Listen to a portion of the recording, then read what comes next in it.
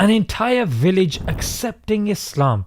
Inspiring, isn't it? Now, being part of that is possible. By donating to this IERA project, it will help many people accept Islam in Africa and equip them to practice it. Link in the description. Assalamu alaikum guys, and welcome to another episode of Smile to Jannah. Hope you guys are doing well. Here's a clip that I saw of a Saudi fan. More specifically, he's a journalist who's also a fan called Ibrahim Al Faryan. Here he is gifting this footballer Fabinho with a Rolex. Why, I hear you ask? For just playing well in the match. Now this really made me think. Firstly, that Flaming Nora, the Saudis must love their football, mate, yeah? And secondly, if you encourage people with such extravagant gifts, then surely you are going to encourage other people to also do well. It reminds me of somebody in our history called Al-Ma'mun. What he used to do was, if somebody wrote a book, because in those days they didn't have printing presses, he would give them the weight of that book in gold. He needs some milk.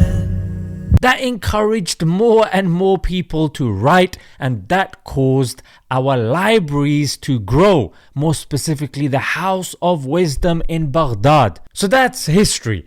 But how is that relevant to you and me? I'll tell you why. Because Allah subhanahu wa ta'ala has done much more than this individual. In fact, Allah has gifted this individual with a brain, with legs, with talent, that he is able to, be worthy of this Rolex. Allah has created him, he's created us. But Allah asks not for extravagant, expensive gifts. Allah asks for very simple things. For example, prostration.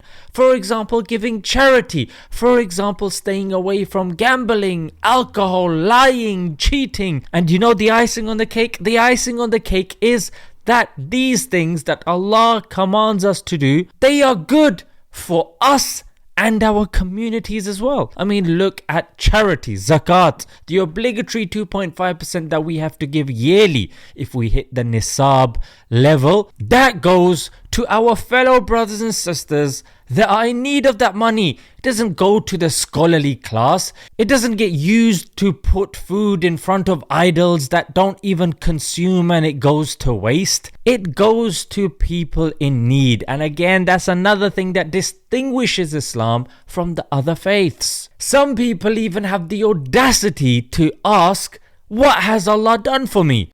What? Let me pose something to you. I can guarantee that you would not sell a body part for £1 million. Oh yes, indeed. So my follow-up question would be, how many body parts do you have? Indeed, loads, mate. And I'm sure you wouldn't sell your eyes, your nose, your ears, your heart, your brain for £1 million.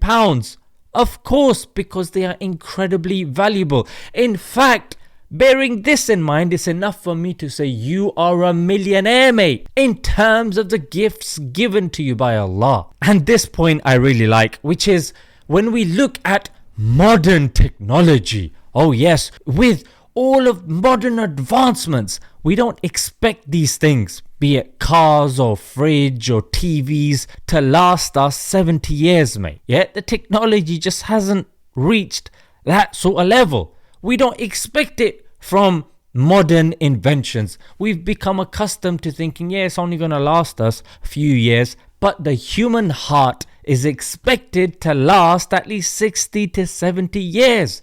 In fact, it's more unusual when it stops working and we're like, yo, this guy's had a heart attack. What does that mean? Look at the longevity. Look at the amazing nature of it, that Allah even says that if humanity came together to create the wing of a mosquito, they would not be able to do so. Because as human beings, can't create these things from scratch. We rely upon elements. We rely upon, what's around us. And even then, we would struggle. I mean, cloning is the best that we can do. I mean, messing around with DNA and genes. But creating it from scratch?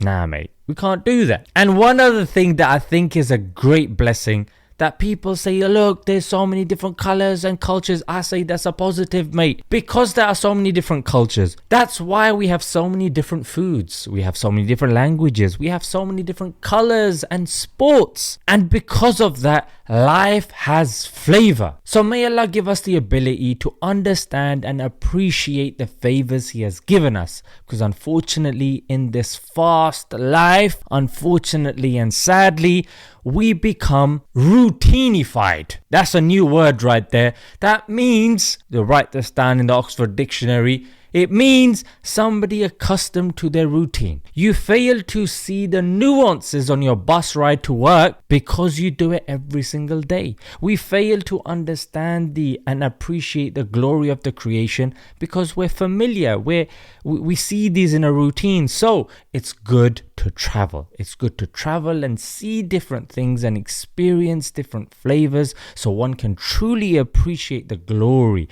the majesty of Allah and realize that only He is worthy of worship. Let's leave it there, guys. Until next time, Assalamu alaikum.